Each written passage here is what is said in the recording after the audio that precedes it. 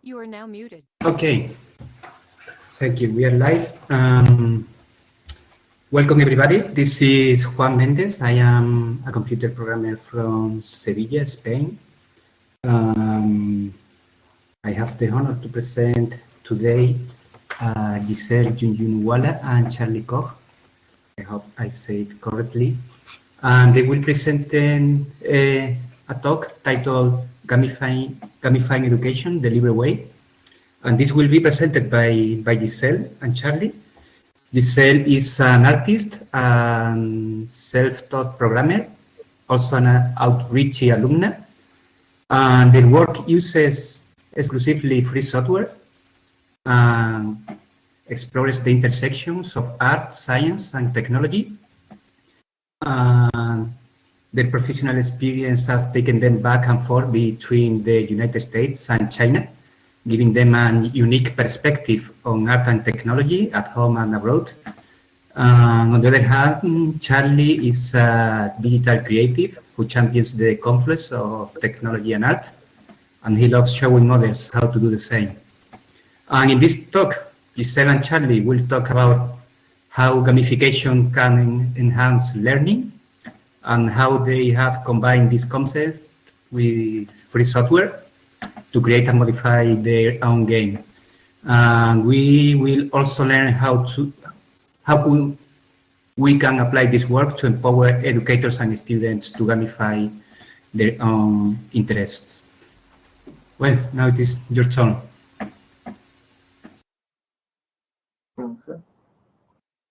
So, gamifying education the Libre way.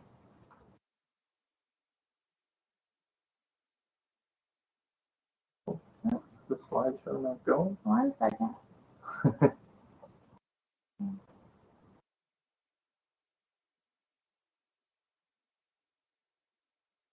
There we are.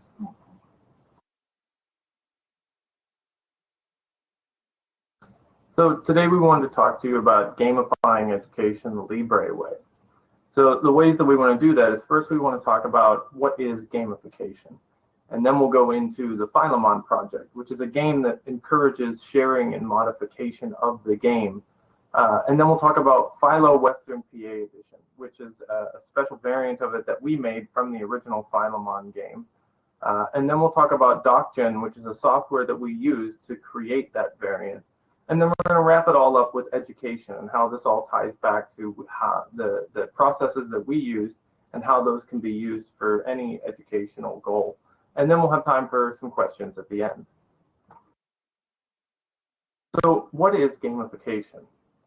Gamification is the use of game design principles in a non-game context.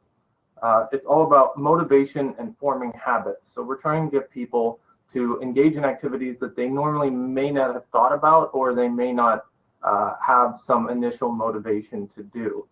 The key thing with education and gamification is that gamification is not the same as educational gaming. An educational game can have gamification in it, but it is not itself gamification. The main difference is that in gamification, the actions that you take are actual, they have consequences outside of the game. They usually affect something in the real world.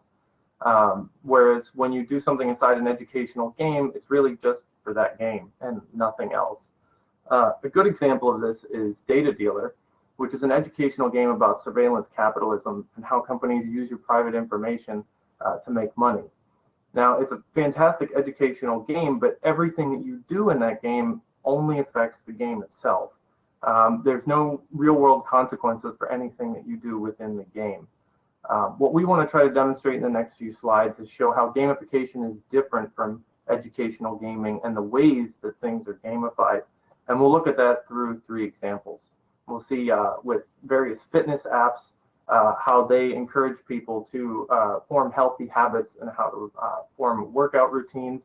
We're going to look at iWire, which is a software that was developed at MIT and is currently used at Princeton University, where it's a game that players are solving puzzles, but those puzzles are actually linked to real neurons in a real human brain.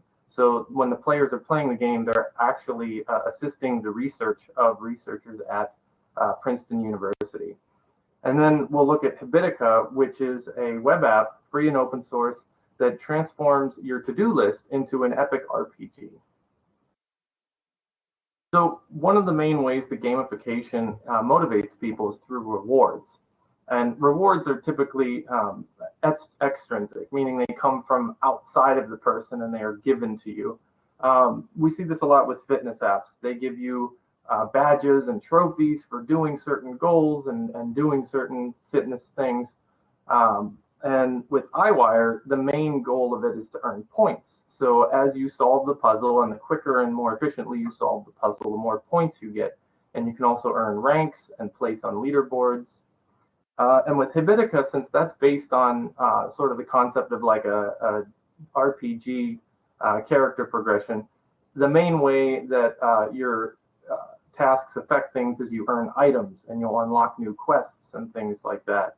So you're constantly getting this stream of new things every time you accomplish your goals.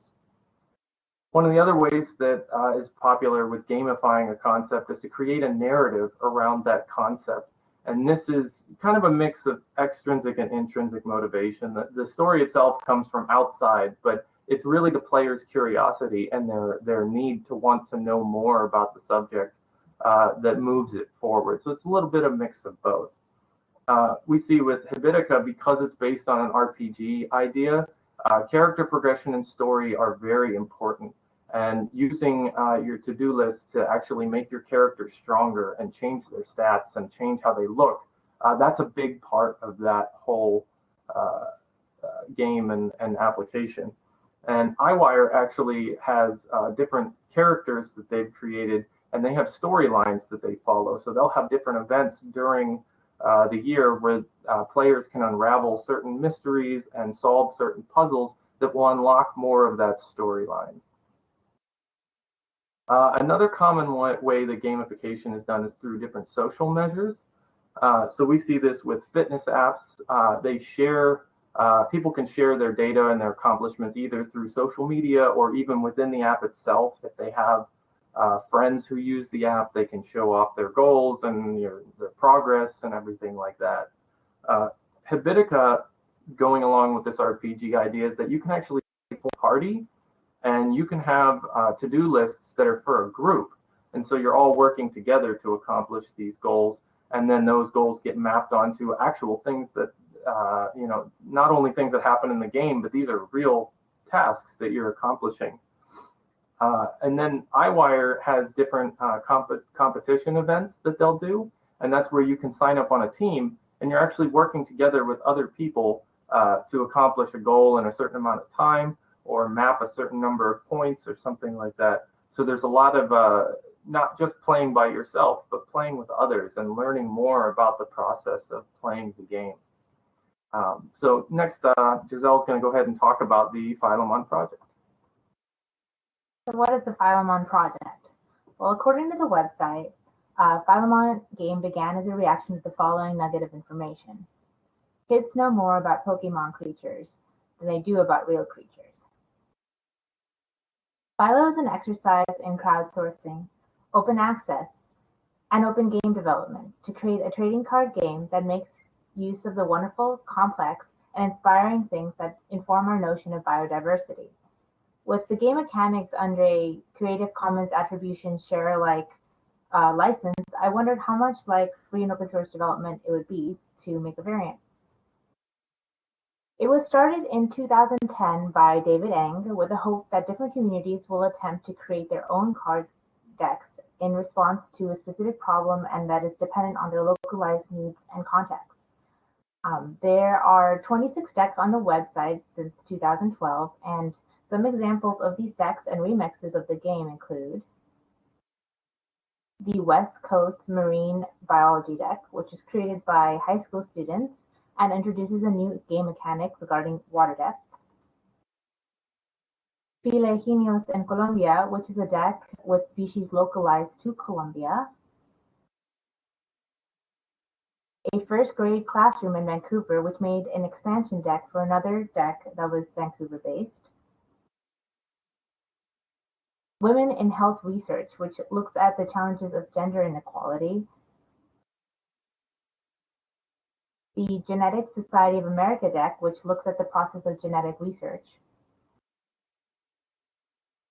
and the Phytochemistry deck, which highlights plant species that are important because of the chemical compounds that they provide. And this is just a few of the many examples. So what is Philo Western PA Edition? Well, it's a cooperative variant of the original game. It features local flora and fauna found in the Western PA region. The original game is a competitive game, so we wanted to provide people with a way to play the game in a cooperative way, so as to make it easier for people who shy away from competition to join in on the fun. All this was created during my virtual artist residency for the Creative Learning Network of Pittsburgh, who were looking for teaching artists to create educational content for kids. The project is published on their site for middle schoolers looking for educational home activities. The educational resources had to fit within the Pennsylvania school guidelines, and I thought it was a great way to share the project with the community. So, how to play. Here's a video explaining how to play our cooperative variant.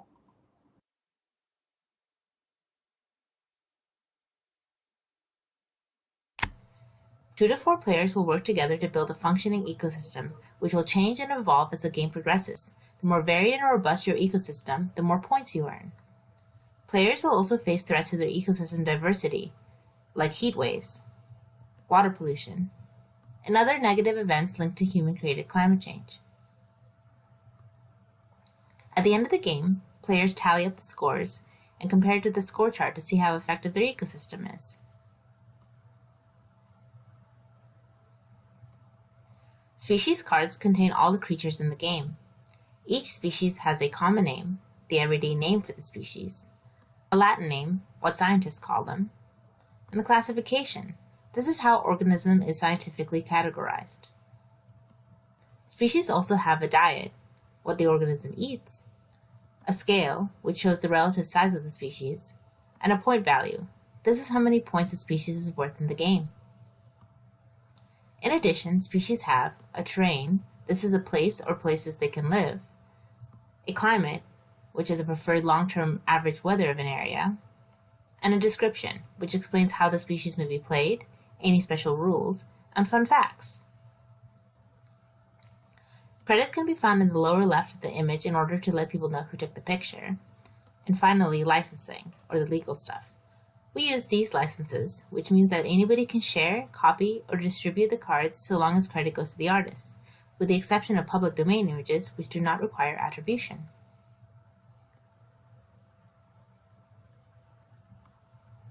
Place a home card in the center of the playing area. Home cards have a region they represent, and the wild cards are wild cards in that they allow any terrain and climate to be placed right next to them. Then take all of the cards except for the home card and shuffle them together. This will be the main deck from which players will draw the cards into their hand. Each player then draws 3 cards from the main deck into their hand. If any event cards are drawn, place them off to the side and draw another card. Once each player has 3 cards in their hand, shuffle any event cards that have been placed aside back into the main deck. If you cannot play anything from your hand, you may choose to get a new hand. Cards can be shown to the group as this is a cooperative game. Players can use up to 3 actions. Play a card from their hand, move, or pass. You can play as species cards from your hand to build an ecosystem. Ecosystems must start by placing a photosynthetic species so that they do not get energy from eating other species. To expand out food chains, cards must match 1 climate and 1 terrain. Since the home card is a wild card, the terrain and climate automatically match. Now let's place down the millipede. Cards must also be compatible based on diet. The millipede is an herbivore, so it can eat the mulberry. It must also match 1 terrain and 1 climate. Now let's try to place down the goose. These cards are compatible based on diet, and carnivores or omnivores like the goose must be compatible based on scale. The goose is a scale 6, so it can eat a scale 4 millipede. The cards must again match terrain, but in this case they do not, so the goose cannot be played. During a turn, the player also has the ability to move cards if that species has a move or flight value on the card. Move means the species can move up, down, left, or right on the board. Flight means that the species can move like a move card, plus diagonally. Players can also choose to pass their turn, forfeiting any remaining actions. You can use any combination of these actions. Event cards will pop up from time to time in order to disrupt your ecosystem. They must be played immediately when the player draws them. There are two types of event cards, man-made and natural. Let's play the water pollution card by reading how to play it. It says, place this card under the species that lives in grassland or urban with the most adjacent species cards. This card will not be scored for points. Adjacent cards receive -1 points. Look at the habitat to see which species has a grassland or urban terrain. From there, figure out which species has the most adjacent species, in this case the millipede, and then you move the card under the millipede. Now that water pollution is placed under the millipede, the species next to them get -1. There are two options for dealing with this scenario. You can move the species, or you can play an action if you have an action card in your hand. This specific action allows you to remove one water pollution event card from the board. If you do use it, then you place both cards into the discard pile. Some cards will not fit conventionally into the game, such as the deer tick. Special rules will be written on the card to explain how they can be played. Following the special rules allows the card to be placed next to the woodpecker or the goose. Some cards may fit together in the game, based on food chain, climate, scale, and terrain, but not in real life. It's up to the players to decide if they want to allow them to be played or not. Use what you know about species and action cards to build food chains and biodiverse ecosystems to deal with the catastrophic events that will happen during the game.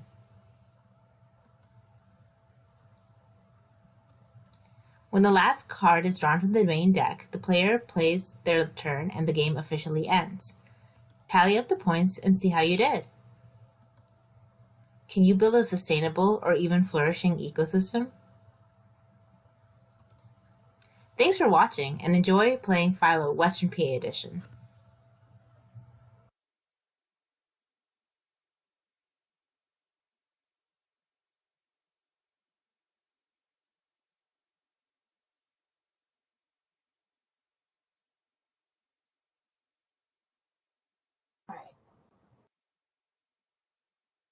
So next we're going to talk about DocGen, which stands for Document Generator. DocGen is a command line utility that's for creating repetitive documents from spreadsheet data. It was originally developed in Python. It was later ported to JavaScript with a simple UI that has the same functionality. When we were making Philo Western PA Edition, we used DocGen to make all the cards. But it can be used to make anything. You can use it for mailing labels or table placards, anything where you have a spreadsheet of data and you want to represent it in some visual way. In Philo, a core part of the game is making a deck. It's kind of like Magic the Gathering or Pokemon. You're going to be facing off against an opponent who has a different deck, and you're going to try to mess with each other's ecosystems. But since our game is a cooperative game, we don't really have that element as a part of the game anymore. But we still kind of liked this idea of building a deck because it fosters a lot of really interesting educational opportunities to put different animals and environments together and things like that. So we decided we wanted to use DocGen for this and allow people to use DocGen to create their own decks. And this is sort of where we gamified it. We're encouraging this use of the game mechanic to actually spread information and build a community around the game rather than it being just an influence on the game itself. So Philo doesn't really have a lot of stuff on their official website of how to make cards. They have a couple templates and a how-to guide, but they don't really provide, like, from start to finish, a way to create an entire deck of cards. And DocGen itself is also not super easy to use if you don't know HTML and CSS and spreadsheets. And especially since we were targeting students and specifically middle school students, we wanted something that was a lot simpler to use and something that almost anybody could use with just a regular web browser. So we actually created a web application based on the code from DocGen, but expanded to create an entire deck of cards from scratch. So we're going to go ahead and demonstrate that now.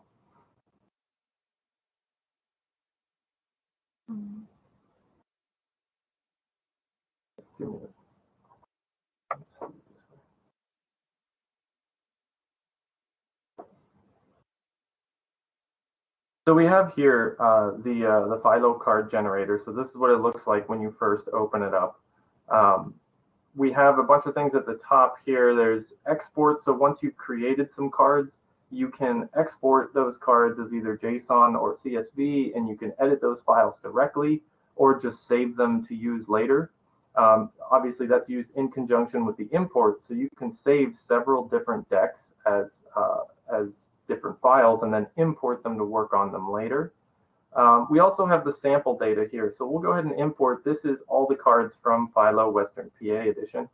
And so you can go ahead and take a look at all the cards that are in here. You can create all the different types of cards. So you can create species cards. You can make your different event cards. And also the other cards, just the, like the home card and the token cards. And we also have some helper cards that just sort of give you a quick reminder of the rules. So you can have these extra cards in your deck as well. So the thing that we wanted to do with this is make it really easy to use. And so anytime you edit a card, it's going to show up in this preview panel immediately.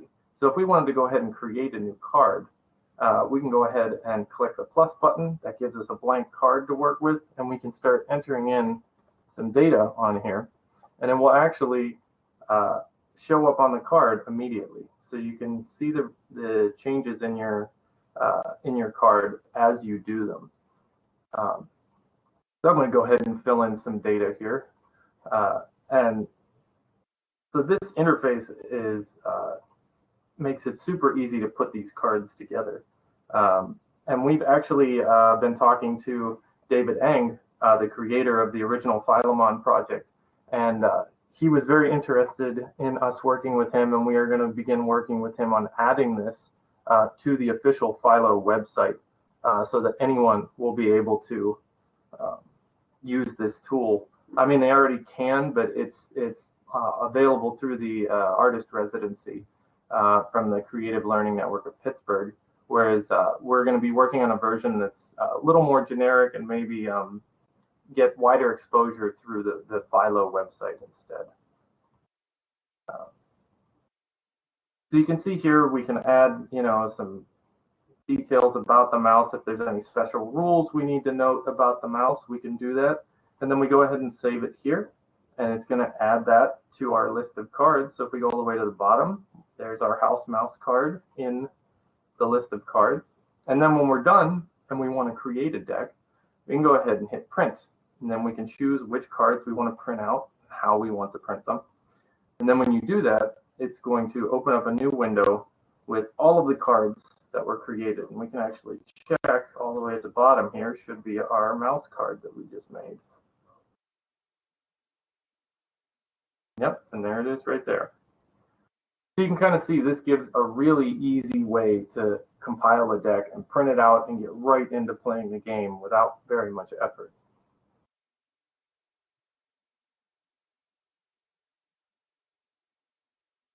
So how does all of this come together with education?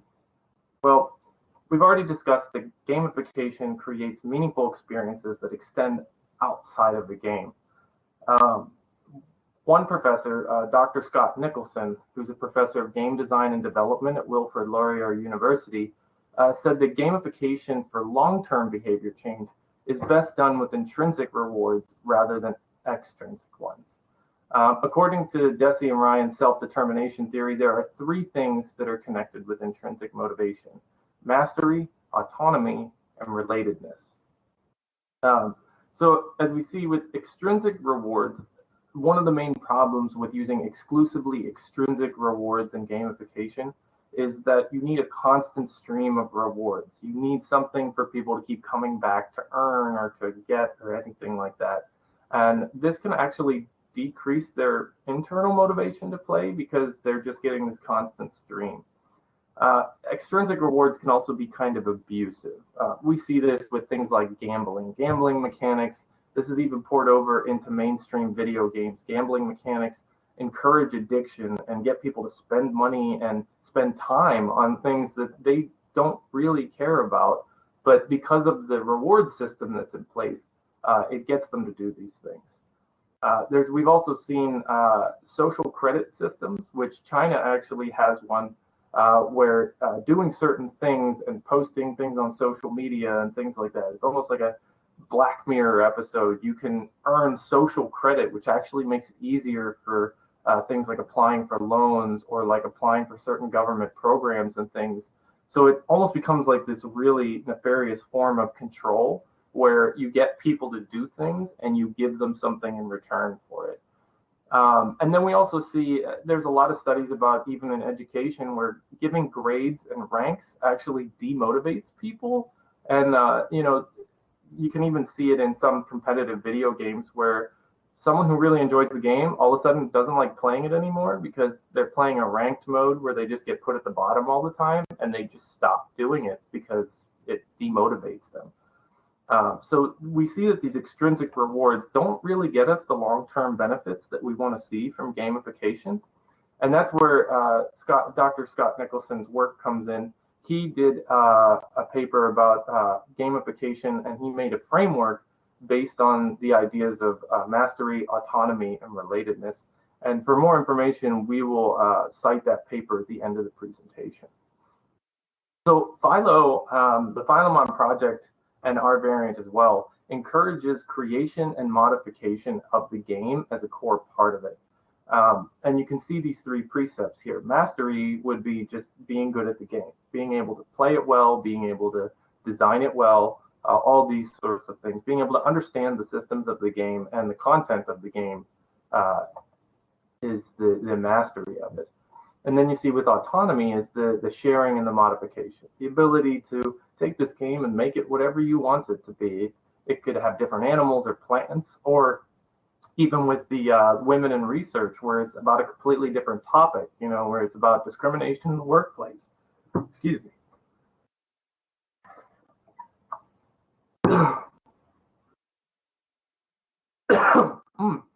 Excuse me. And then there's also relatedness, where there's an entire community built around this. And so you have, excuse me. So you have this whole community that's built around the Philo game, and that's why they have the decks published on the website. They want to encourage people to make their own decks and share them, share the knowledge of those decks, and share the experience of playing those decks together. We wanted to keep that spirit and empower users to create their own version of our version, so that's how we use the DocGen to do that. So how does that tie into free software? Well, the 4 freedoms are the ability to run, study, share, and build upon the code. The freedoms overlap with self-determination theory in these ways. With mastery, that can be achieved through studying and building upon free and open source software.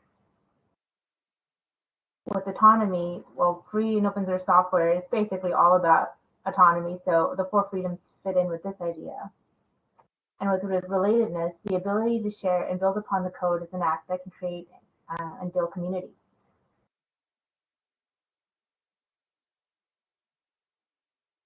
So as far as education, the next time that you find yourself needing to lead a workshop or have some kind of class project or anything like that, you can try to think of these 3 precepts of self-determination and meaningful gamification and sort of apply those to whatever your project is.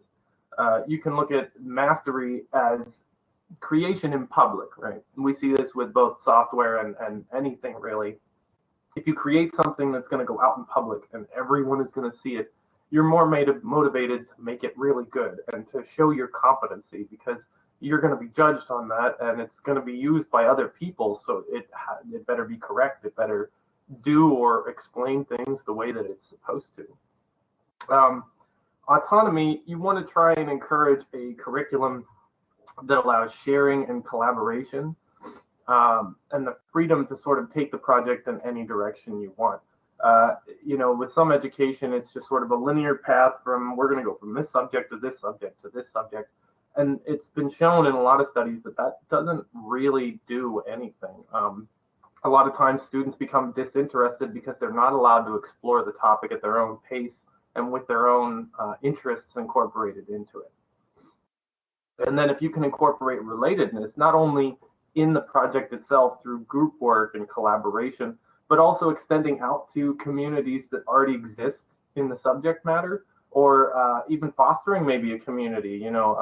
With Philo, the whole idea of creating decks and sharing decks was something that, had been done in other games for years, and Philo was like, we should do that too. So creating your own communities as well as extending out to other communities can be very helpful as well. We've listed the projects here referenced in the talk, and I hope that the talk provided some insights as to the principles of meaningful gamification and free software and how it can be applied to education. I highly encourage you to look at Dr. Scott Nicholson's work and his discussion about using behavioral techniques versus humanistic ones. He provides a recipe for meaningful gamification, which is based on humanism and has great ideas for incorporating gamification into your freedom or educational project today. So now I think we have some time left over for questions.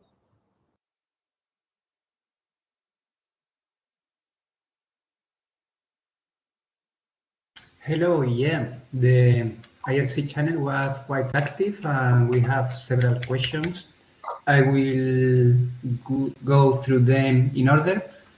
The first one that we have early on during the presentation, people was wondering about the similarity or benefit that this tool that you presented have with other tools, for example, with Google Scholar, what they have in common or what differences they have. What tools did you mention? Google Scholar. Wow. I mean, Google Scholar is proprietary, so that's a difference.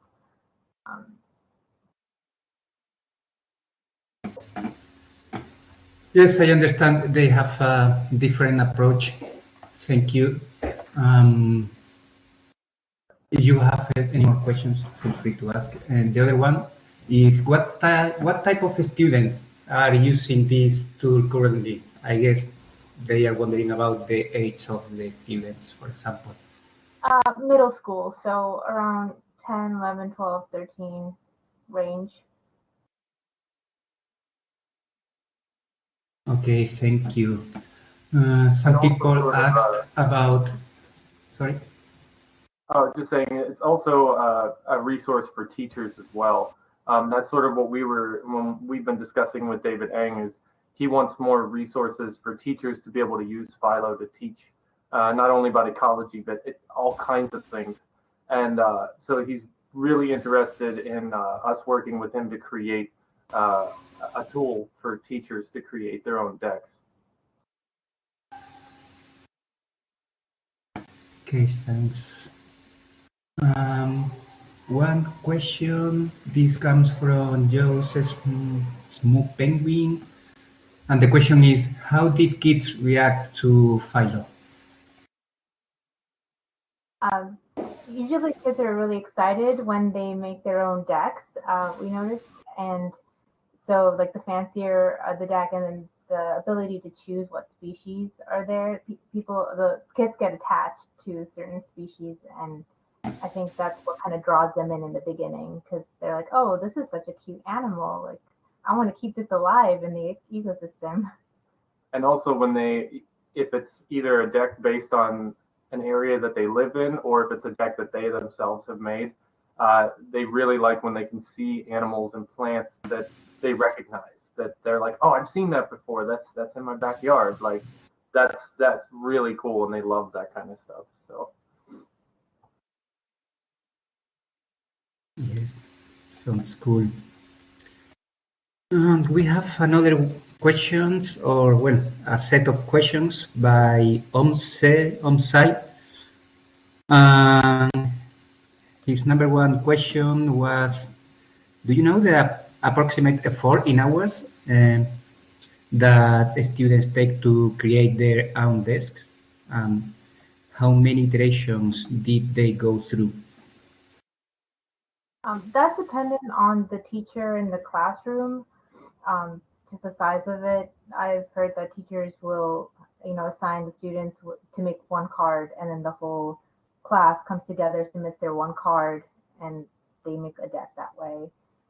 But yeah, the time length depends on the class. Yes, I understand they can be adapted then.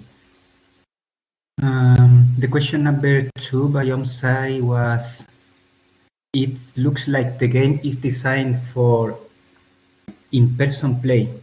I guess it is referring to how many players? well, since if you're talking specifically about the Philo Western PA edition, since that's a cooperative game, it can be played with any number from 1 to however many. I guess you're kind of physically limited by the number of cards. There's only about 40 cards in the deck, so if you have more than 4 players, the game's going to move at a pretty fast pace. So that may reduce the enjoyment a little bit. We recommend 2 to 4 players for our variant. The original game is meant to be a 2-player game where it's 1 versus 1. But all the different decks have different rules and different variations of the game. So it really depends on which variant of the game you're playing. Okay, thanks. And the last question from Hamsai is there interest in adapting Philo for online play? Or do you have any recommendation for a free software online card game like Tabletop Simulator?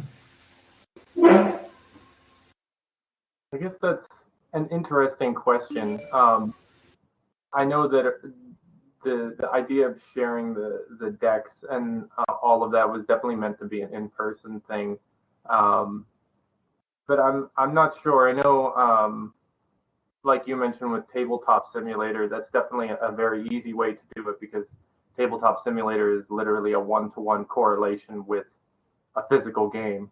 I think with a digital game, you'd lose some of the autonomy of Philo in that a digital game would restrict you to certain rules, and because it would have to operate within that structure. So it would really depend on how it was implemented, because it is a core thing that with all board games, but especially with Philo, is the ability to modify and change the game in any way that you want. Okay, thank you. We have another questions by attendee 4129. Her question is, how can be implemented this project in OLPC? I guess this is one laptop per child. Are you familiar with this project? I don't know. We haven't really thought about integrating it anywhere, but we're open to people wanting to collaborate and are excited about that. Yeah.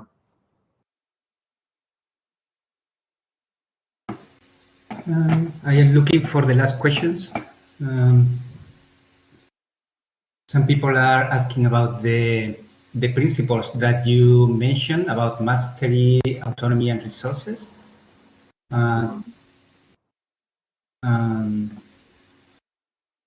They wanted to confirm that they were. I understand that they were those, right?